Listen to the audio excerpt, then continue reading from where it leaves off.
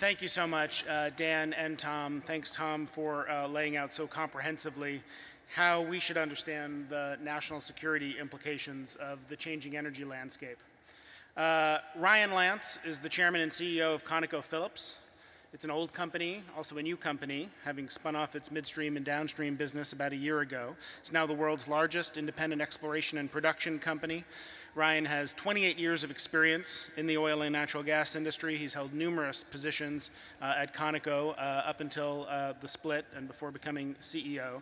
Conoco is very active in the North American unconventional space, as well as numerous key energy producing countries around the world.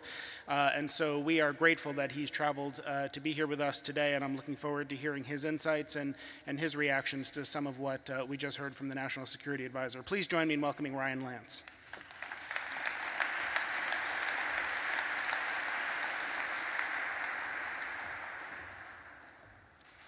Well, thank you, Jason, and thank you, President Bollinger, for the invitation. It's my first time to this distinguished institution, and I hope with the formation of this policy group, many trips to come here to Columbia.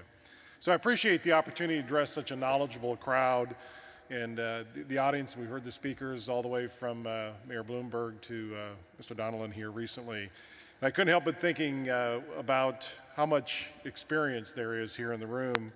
And it also brings you how much has changed in this energy business over the last few years. The major events, the inflection points that we've seen in this business. We've seen the booms and the price spikes. We've seen the downturns. We've seen geopolitical upheavals. And as Mayor Bloomberg described, even the occasional hurricane that disrupts production. And certainly all these events brought significant change to the energy market and requisite shifts in the policy that we need to be thinking about. But many didn't last very long between the next event. But we're at an inflection point today that Mr. Donnellan talked about. And the U.S. is experiencing an energy revolution. And it's certainly one that offers potential and fundamental long-term changes. So really it's a fortuitous time for the founding of such a center like we're talking about today. Because there are profound policy issues that need to be addressed, and you all will certainly play a very key role. But before discussing those policy implications, I'd like to describe the revolution from our standpoint as a leading producer. North America's energy landscape has been transformed. We've moved from long-seen resource scarcity to abundance, and that's a big change. In fact, the U.S. leads the world in growth in oil and natural gas production. In North America, we've seen technical innovation in 3 areas today. First, our ability to economically produce oil and gas from shale and very, very ultra-tight rock. Second, our success in operating water over a mile deep in the Gulf of Mexico. And now the Gulf is the world's premier destination for deep water development. And third, rising production from the Canadian oil sands, one of the largest hydrocarbon deposits in the world. So let's look closer at this transformation. As recently as the early 1990s, U.S. natural gas production and reserves and demand were falling, no longer. Since then, proved reserves are up nearly 90%. The Potential Gas Committee estimates our recoverable resources at nearly 2,400 trillion cubic feet. That's the highest in the committee's 48-year history and nearly a century of supply. Production is up 1/3 since 2005, with another 60% rise expected by 2030. The U.S. no longer needs imported liquefied natural gas. In fact, we should soon become an exporter, something that once thought would be impossible.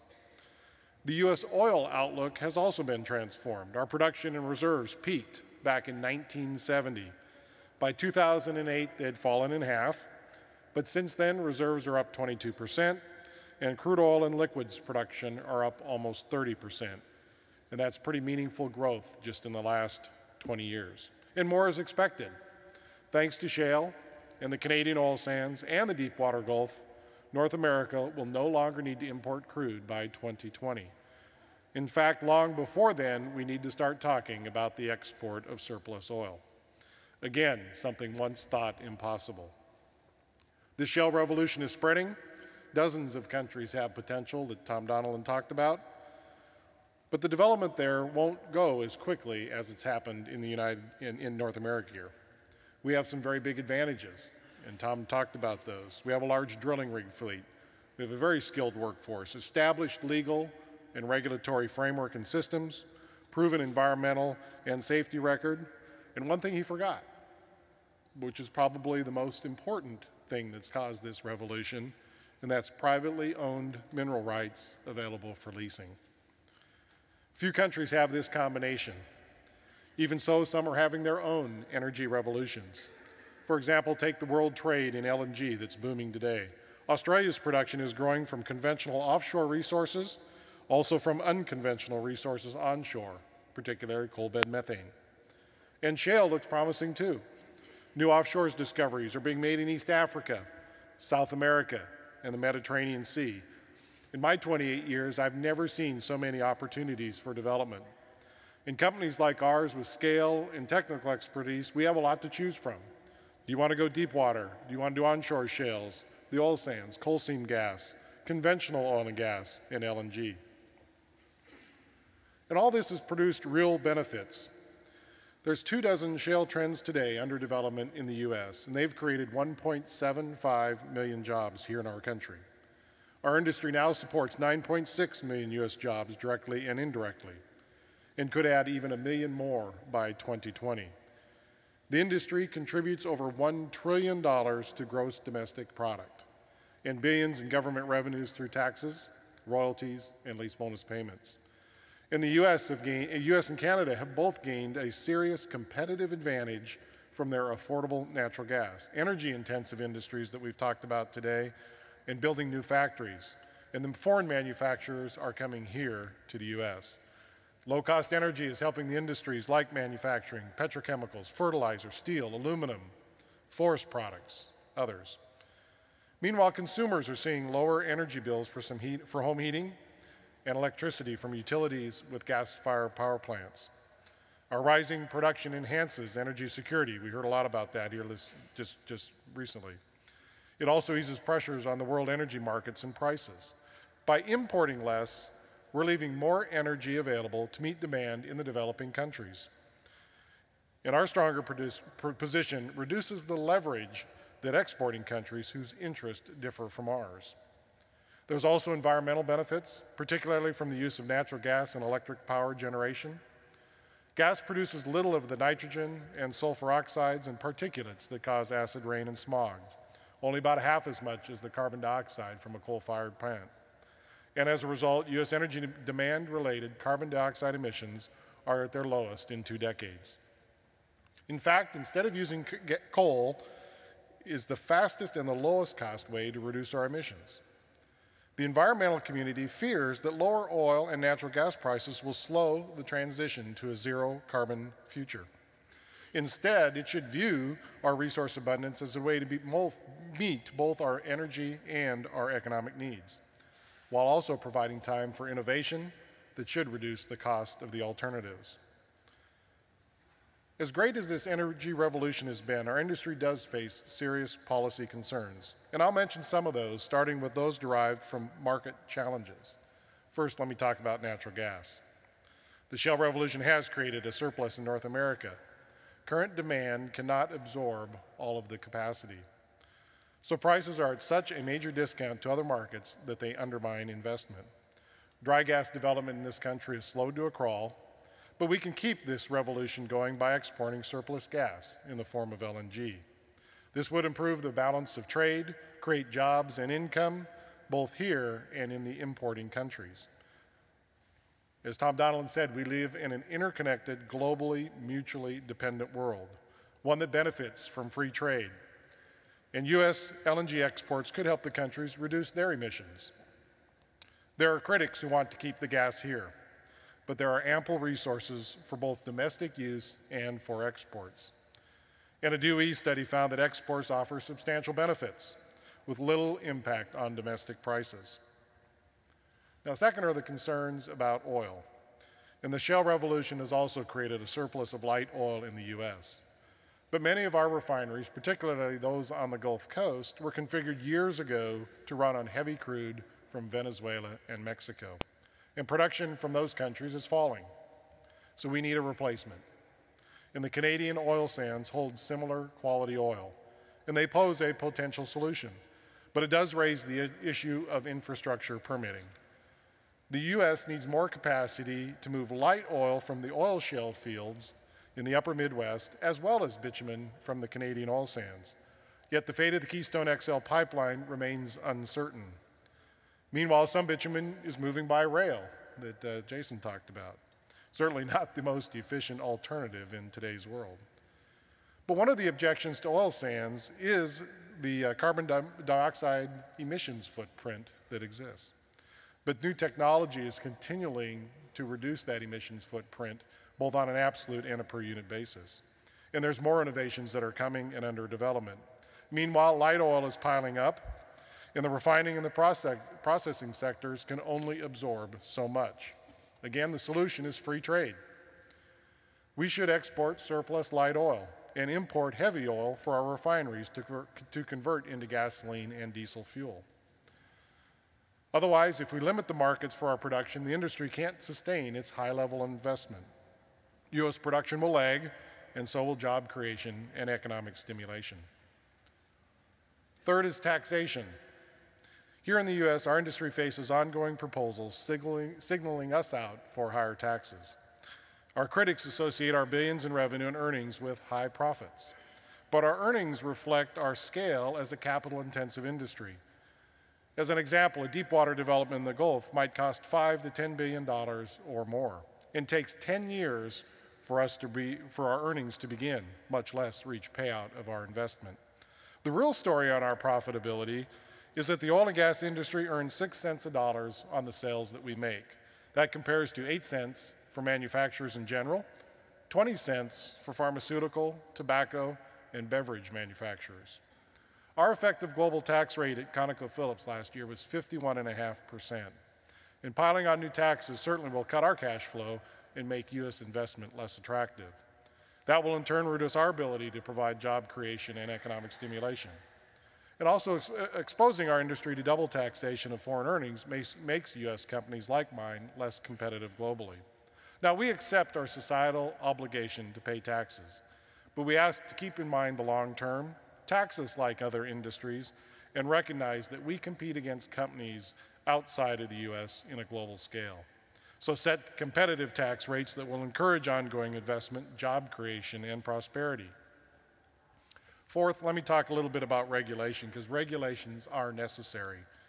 But they need to be smart, they need to be based on science and not supposition, and they need to be cost effective. And government should avoid creating regulatory duplication or overlap between federal and state agencies. In the case of shale development, specifically hydraulic fracturing, regulation is performed through federal, state, and local authorities. Air emissions, we know, can cross state lines, and they're governed by the U.S. Clean Air Act, which the states implement with primacy. State regulations also cover well integrity. They cover water withdrawal, groundwater protection, fracturing fluid disclosure, permitting, and reporting. And many of these rules are similar between the states that have oil and gas production. Those that aren't tend to reflect variations in hydrology, variations in geology, and other local factors. Take, for example, the management of produced water. It's influenced by local population, seasonal climate, water supply near drilling sites, and availability of recycling and disposal facilities. So not all produced water can be recycled, nor do the states want all the produced water to be recycled. That's due to its volume, its salt content, and other impurities. Also, a central treating facility may not be the preferred choice. It could increase road traffic, local emissions, and costs. So permitted underground injection wells is preferred in some cases. So we believe the current system of regulation does a good job of adapting to local conditions while accommodating advancing technology. We certainly feel like a one-size-fits-all through the new federal regulations would not work. And there's also concern over how government can keep regulations current. State agencies have reviewed environmental regulations under a cooperative process since 1988. It was initiated by the EPA and the Interstate Oil and Gas Compact Commission. And we support this in our company through an organization called Stronger, and that stands for the State Review of Oil and Natural Gas Environmental Regulations. And it recommends regulatory improvements within the states. And there's debate on how much and how we should ensure that we're sharing best practices and the role that government has in this. We certainly support ongoing work by the industry associations to develop and share best practices. The industry is well qualified to determine which practices are cost effective and mitigate the risk. Now, fifth are governmental concerns. For example, here in the US, the Dodd-Frank financial reporting transparency rules, although well-intentioned, will likely make US companies less competitive overseas. In other countries, we see the need for improved sanctity on contracts, including fiscal terms. We've seen countries raise tax rates, change contract terms, and even expropriate assets. This certainly increases the risk and drives away investment. Also, some countries still impose below-market pricing for production. It certainly makes it difficult to justify investment. So we do recommend that governments create a level playing field among the energy sources. Don't pick the winners and losers. The Obama administration endorses the all-the-above energy policy, and we should live up to those words. We think that's the right way to go. Let the market choose the best way to supply affordable energy and meet environmental standards. Incidentally, people from China visit me often and ask me the question that goes to the heart of government's role. And that question usually is, what did the federal government do to encourage this energy revolution we see in the United States? Well, it did have a role. It funded early research and offered incentives, but then it let the private sector carry the ball. But there's much the federal government can do to keep the revolution going on in the future. Besides alleviating the concerns I mentioned, it could be open more land for development. Thus far, this revolution has occurred almost exclusively on private land. Government can also streamline the permitting process. An example for our company in Alaska, most development has been on state lands, requiring state permits. Since 2005, we sought to drill on native-owned lands in NPRA that requires federal permits. We worked with the government, we worked with our native stakeholders, and after 3 years agreed to a development plan. But the federal government still denied the permit, and it took 2 more years to get its approval. So it is a process that requires collaboration, but one where when you have aligned stakeholders, you need to work together to make it happen. Our sixth concern is around those stakeholders and those challenges, and there's certainly rising global scrutiny of environmental and social performance. It's driven by increased activism in general and a general concern about our industry, and it's facilitated by social media. Opponents have latched on to hydraulic fracturing. Maybe you've seen Don't Frack My Mother video or Gasland. If you have, look at the responses as well, like Truthland, like Frack Nation and Switch. They offer some interesting different perspectives on it, considering environmental stewardship, job creation, and energy security. You know, when I started out as a teenage rig hand, fracturing had been around for 40 years already. It was routinely done on hundreds of thousands of wells in this business. I think the count now is over 2 million wells globally without any confirmed groundwater contamination from the hydraulic fracturing process. So it's disappointing that a time-proven technique is demonized the way it has been.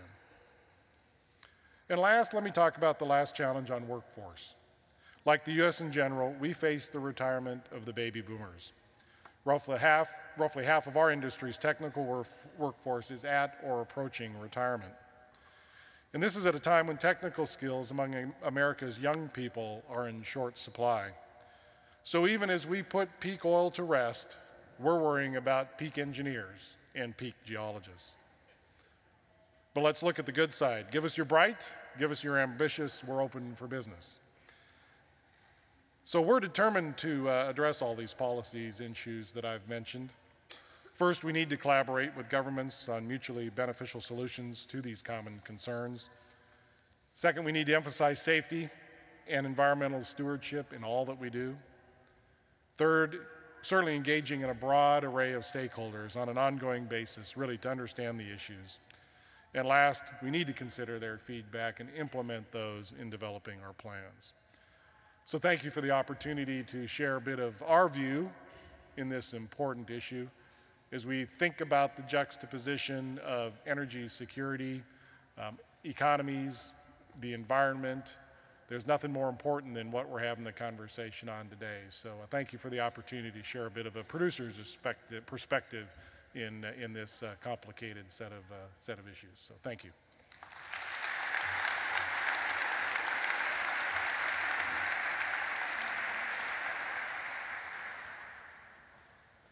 Thank you, Ryan, again for being here with us today and for laying out your sense of the role of regulation, environmental risk, and the production outlook, both in North America and globally. Just a reminder again, if you have questions, please write them on cards and pass them into the aisle. We'll have about 15 or 20 minutes now for a conversation. Let me start with how much there is. There seems to be a lot of uncertainty. The resource projections are sort of all over the place. A lot of people say we've always had oil and gas boom and bust, and this is just sort of another bust that will soon pass. How much caution should we have about the production outlook? What do we know about the decline rates and the recovery rates of unconventional wells? Is there something different about unconventional that should make us think differently about being optimistic or not on production? Well, I think it's a really good question. I think it is wise to be a little bit cautious about the supply, and is it endless, and how much volume is out there over time in the reserves. I think the issue that we see around North America right now is the resource is there. I don't think we have to worry about the resource. The question is going to be ultimately on the deliverability of that resource. So what we find in the shale and in the tight rock is it's not all equal. There's some areas that are more productive than other areas. There are sweet spots, just like a conventional reservoir. The difference is these unconventional reservoirs are more ubiquitous over larger parts of the country. And if you can get the combination of the right technology and the right cost structure, you can make competitive rates of return, and that development will occur. So the question becomes, in my mind, it's not a resource problem, it's a deliverability problem. So the question then gets flipped on its head a little bit, Jason, I think, which is what's the demand side of the equation going to be? So in the US here, are we going to grow from 60 BCF a day to 70 to 80 to 90? What is our gas usage going to be, and how quickly can we deliver those resources out of the ground to keep up with that growing demand? On the world oil scale, will we go from 90 to 92, 94, 95 million barrels a day of global demand, and can the resources keep up with that deliverability? And I think we have to be prudent in that approach, because if the answer is they can't keep up with that deliverability, prices are going to have to increase a little bit to incentivize the investment and the new technologies to figure out how to get the resources out of the ground. So maybe a little bit different twist to answering the question on, are the resources there? I think they are. I think the real question is on the deliverability, how fast we can get them out of the ground. Can you talk a little bit about what you see as the most exciting new opportunities for the company, and what countries and regions also? Yeah, for us, it's I tell people when I visit with them just how transformational this has been. 5 years ago, most of our cash flows off of North America were going to invest and grow and develop our international business. That was perceived where the resources were. That was the opportunity set in our business.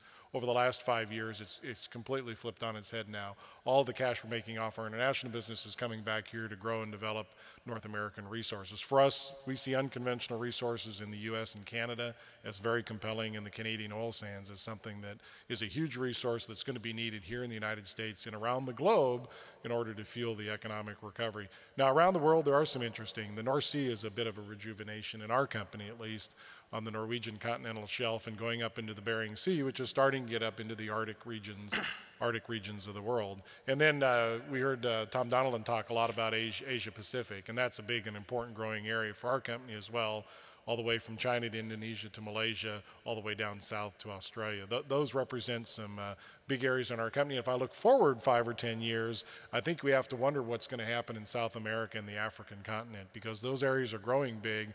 The question becomes how will those compete on a cost of supply basis? The geology below the surface looks great.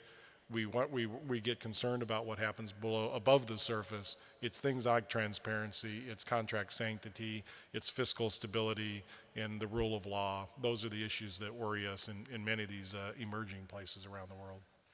And just as there's a lot of uncertainty about domestic and North American resource potential, you hear a lot of different things about how quickly the unconventional boom can be replicated in other countries, particularly places like China. Can you speak a little bit about your view on how quickly that'll happen and what it's going to take to make it happen? Well, I share the previous speaker's view. I mean, United States or North America really had a confluence of a number of things that really supported it. A fabulous infrastructure system where when we go and we drill in places like the Permian, the Eagle Ford, the Bakken, the Utica, the Marcellus, the Haynesville, you go to all the great basins in the United States and up into Canada, Duvernay, Montney, in some of those developing areas up there. We've got infrastructure in place that can rapidly move these discoveries and these developments to production and into the system. So that infrastructure, you know, we've got over 2,000 some odd land rigs available for drilling in the United States. We've got great service companies. We've got regulations that are consistent. We understand the rules of the game and know how to go do that. The one area that I mentioned in my speech, more importantly though, is this revolution has occurred on private land. That's a difficult thing to say to a lot of people, but it has not occurred on public land. It has occurred on private land, and it's occurred there because of private land ownership. And it's the confluence of a person who's got a stake in the game and gets revenue off the development that occurs on their own private acreage. And those are things that don't necessarily occur quickly in the international world. So you mentioned China. They do have infrastructure. They can build infrastructure very quickly. But the primacy between the federal government and the regions and the states doesn't necessarily exist today. And when you go to China, you have to use China Inc. It is about using their equipment, their rigs, and they don't have the capability that the modern rigs do in the West. But they will catch up, and they will get there. Just on the federal public lands point, I wanted to, sometimes you hear in response to the point you just made that the most economic opportunities happen to be on private land, and that's why your industry started there. Is that correct? Well, I think right at the start, if you think about the Eagle Ford development and you think about where that happened, there were no public lands. That's right. That all happened on private lands because that's where it at. I think the issue is as you go further into the north and into the western states, there is opportunity on public lands that are generally taking a long time to get secured, the opportunity to get the regulations in place and get the development going. So you take your point. It is true that the geology right now, some of the favorable geology has been on private land ownership, but that's because industry hasn't felt like we could go look very hard on public lands. And just to come back to the point about overseas and particularly China and some of the things that are needed to make sure the infrastructure is in place there and the human capital and skill, is that, just give a sense, is that a couple of years or does that take decades to sort of to make happen? You know, I think it's probably in that 5 to 10 year kind of window would be our view. Okay. You mentioned export of energy a couple of times, and including crude oil exports, which people haven't talked about as much as they have natural gas exports. Can you say a little bit more about how quickly you see that becoming a pressing concern, that to what extent refineries today can absorb increased light sweet production economically, and how quickly there's going to be significant private sector demand to export crude oil, even while we're a net importer? Yeah, so I think it's an issue today, and they talked about being it's a globally interconnected world. We would benefit from exporting some of the product or some of the crude and condensates that we make today. The Gulf Coast and the refineries have been able to absorb this light sweet crude, but the way they do that is the price has to be discounted for it to compete against some of the other products or crude slates that they can bring into their refineries. So the net effect is you do depress prices. You depress ethane, you depress NGLs, and you can depress condensate prices as well. As we think about railing and we think about the infrastructure system to move Bakken crude, say, to the West Coast or the East Coast, as you move it to the West Coast, one case in point is the refineries might try to discount. They would like to, they need that crude to compete against the other choices. And on the West Coast, that's light sweet crude from Saudi Arabia, from other places around the world, or from Alaska. So we move all the Alaskan crude down to the West Coast. The more light sweet crude that you put on the West Coast from the Bakken, it starts to back out Alaskan crude. Where does Alaskan crude go? It can't go anywhere but the West Coast. So do you have to face the issue at some point in time of saying we have to export Alaskan crude because all the refineries are accepting a lower priced product that is coming from the Bakken? And that's a flipped equation a little bit because it's a higher valued product. So you should be exporting that product and keeping the other valued product coming in so you can create the lower cost gasoline and diesel from the refineries. Can you discuss Conoco's recent decision to defer drilling off the coast of Alaska? What motivated that? What message should we infer from that about the resource potential and the technology challenges and the cost, or was it other factors? Well, you know, let me be clear. We think we can safely, and we have operated safely in the Arctic. We've been in the Arctic for 40 years. We've been onshore at Prudhoe Park. west at Alpine. We've drilled wells in the Beaufort Sea. We've drilled wells in the Chukchi. We have ongoing operations in the Canadian Arctic Beaufort. We know how to do this and have done it for 40 years. So we believe we can safely do it and safely operate. Our decision to defer our drilling from 2014 was a result of the regulatory uncertainty that has happened as some of the companies have gone into the Chukchi and tried to drill over the last couple of years. There have been some issues, and I know the federal government is trying to step back and take a look at and try to implement those new performance-based regulations. So when companies, the government and ourselves can be assured that when we do go into the Arctic, we're doing that with the best of technology and with the best of regulations, the best of understanding. The reality is, for me to drill in 2014, I have to put my permit in today, and I don't know what the rules of the game are to make sure that we are doing it safely and appropriately to be able to do that today, to drill in 2014. So our decision was to delay that and look to 2015. So it's a temporary, it's a 1-year delay. Yeah. With all the growth in North America, all the opportunity that we've heard people talk about today, who are the losers in this changing energy landscape? Countries, technologies, energy types? Well, I'm not sure there's many losers in the classic sense of the word. I think it does probably rebalance what we're thinking about. I know some of the issue is, does cheap natural gas slow the conversion to a carbon-free future in terms of solar, wind, and some of the other renewable resources? I think it is a bridging. The fact of the matter is, it's the most, hydrocarbon fuels are the most energy dense, the most usable form of energy that provide the cheapest cost of energy for our country and for the world today, and it will be for the next 30, 40, 50 years.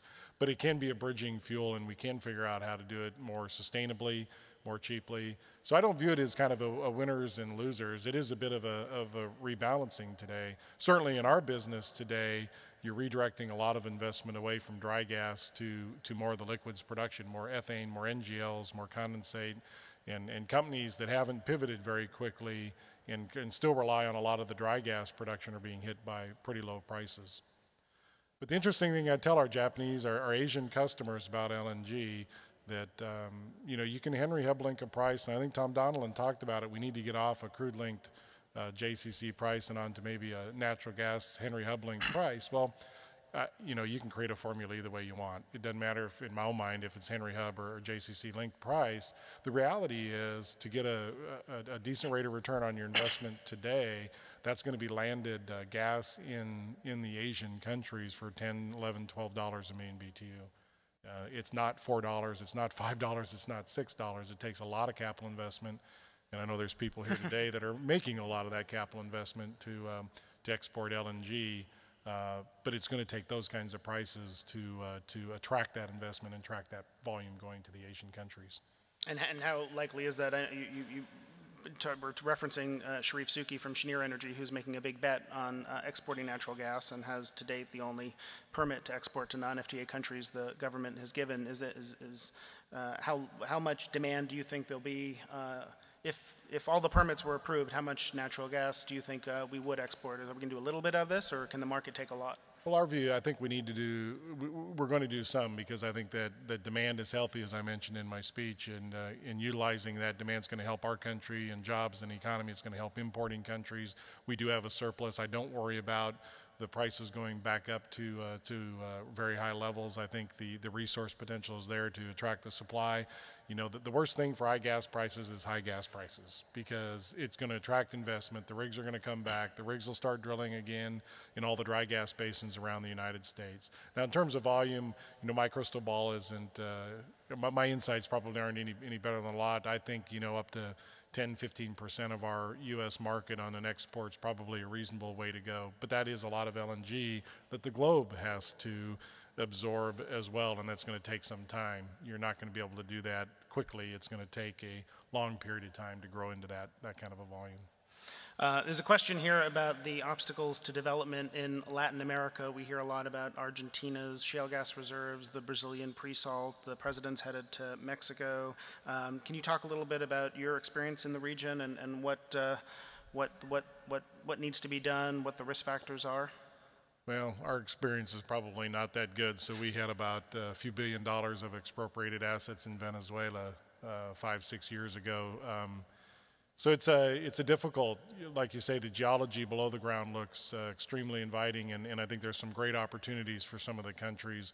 We've recently re-entered into Colombia. We think the shale gas potential there is very interesting from a geologic perspective, and we actually think they're working very hard to fix some of the issues that have historically been there with FARC and the security issues and drugs and all that kind of stuff out of Colombia. They've done a lot of work along those lines and made a much safer country. So we have gone back into there. Argentina is a little bit more difficult, although its geology looks very intriguing. We just think some of the issues at the surface around contracts and transparency and the ability to import and get in and get out is difficult. So I think South America has got some great opportunities, but it's going to be some time before that develops. Africa probably the same way. We have a couple more minutes. I see a few people holding cards, so maybe folks can just walk around and grab them if there are any. Do one more sweep. There's a question here about the likelihood, the potential for natural gas to play a very significant role in the U.S. transportation sector. Do you have views on that? Yeah, no, we think that's the logical next step, and it is a bit of a chicken and egg conversation. As you talk to the big people who have the large trucks that can move and move across the United States, move goods, the UPSs, the Postal Service, Walmarts of the world, and it is, make sure we have good refueling stations so we can fill up the trucks as they go around the world, or around the U.S. I think that's going to start to improve, and we actually think both compressed natural gas and probably small LNG plants will be popping up, and they'll pop up in the real energy corridors. So I'm from Houston, so if you think about Houston, San Antonio to Austin, or Dallas to San Antonio, the triangle there, makes an eminent amount of sense to try to put the refueling stations in place that give the confidence to these companies that they can make the investments to convert their fleets to natural gas and have the ability to fuel up in the stations to provide it. I think it's coming. It's a natural progression. Anybody that's been to India knows how much CNG can have an impact on what they're doing there and how you can make it work. So I think it'll come. You mentioned oil-linked pricing for natural gas overseas. Can you talk a little bit about how likely it is that'll sort of fall by the wayside, the way we've seen it start to a little bit in Europe, in the Pacific Rim? Well, there's probably some... and how much does U.S. exports matter to that? Again, I think I think you may see some dilution of that, but I don't believe that you'll get completely off oil-linked prices in Asia. And the reason I say that is the huge investments that are required to produce the gas and move it to the markets. When you think about what happens in Australia and think about Qatar, you think about the big places that have a lot of gas, those investments are billions and billions of dollars of investments. They have to be underpinned by long-term contracts that are linked to something. And because you're not going to make that investment unless you have an idea that here's my customer, here's my price, and here's what the term of that contract's going to be. And the fact they don't have indigenous supply, there's not a spot market that's growing on the gas side yet. It may grow over time as more of these opportunities develop. So I think over the long haul, you might see some reduction in oil-linked contracts. But I think over the short to medium term, some sort of linkage that gives certainty around the price you think you're going to get that can underpin multi-billion-dollar investments is necessary. Final question. As you know, and you spoke to some of this, there are a lot of concerns about the environmental risks associated with unconventional oil and gas development, particularly here in New York State. It's a lively topic of debate. Can you speak a little bit more about how you view those risks, what steps industry is taking to address them, and in particular, one issue that's gotten a lot of attention lately is methane emissions from natural gas, how much better natural gas is than coal. I see people here from Environmental Defense Fund who've done good work on that. Do you have a view on that issue? Well, I think maybe take the last one first. So what are the emissions, what are the wells to wheels and kind of emission profile of natural gas? We have studied it. I know a lot of industries are studying it, and I've seen numbers quoted from 1 to 3%. The work that we've done would suggest that it's at the lower end of that scale. It's probably more like 1% in the work that we've done around our producing assets as we think about it. So I do think still on a life cycle basis, if you're trying to make the comparison to coal and say, is there less methane and equivalent CO2 emissions from a coal from all the way from the well to a coal-fired or versus a natural gas-fired power plant, I think the data is pretty clear. It's, I don't know if it's 40% or 50%, but that reduction is pretty significant. And I don't think it's eaten up by fugitive emissions that occur in the completion process or the drilling of the well or the fracture stimulation of a well. Those numbers probably down around the low end. So I think as we get the opportunity, the regulators get the opportunity to study this more, get real data, see what's happening, I think we'll find that it's probably still on balance the right thing to be doing that does bridge us to a more carbon-free future. Great. Well, thanks for really enriching the discussion today with the producer perspective from someone who's been doing this on the ground for decades. Please join me in thanking Ryan Lance. Thank you.